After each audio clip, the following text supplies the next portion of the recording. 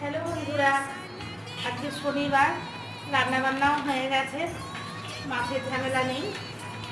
আর ওদেরকে খেতে দিয়ে দেবো, তাই রান্নাগুলো আপনাদেরকে একটু দেখিয়ে নিই। রান্না করেছি হচ্ছে যে এখানে প্রতিদিনের মতন ভাত, যে ডাঁটা চচ্চড়ি, এটা হচ্ছে কাটোয়ার ডাঁটা।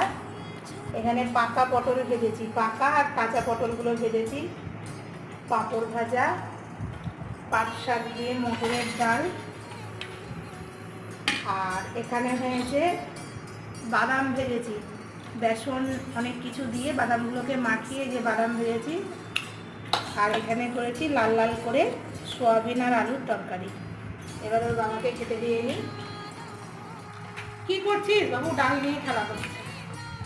ওর বাবার পাকা পটল খুবই, ভাজাগুলো খুব প্রিয়, খুব ভালোবাসে। আগে এগুলো দিয়ে খাও, তারপরে ডাল তরকারি দিচ্ছি। আজকে এই পর্যন্ত, টাটা বন্ধুরা।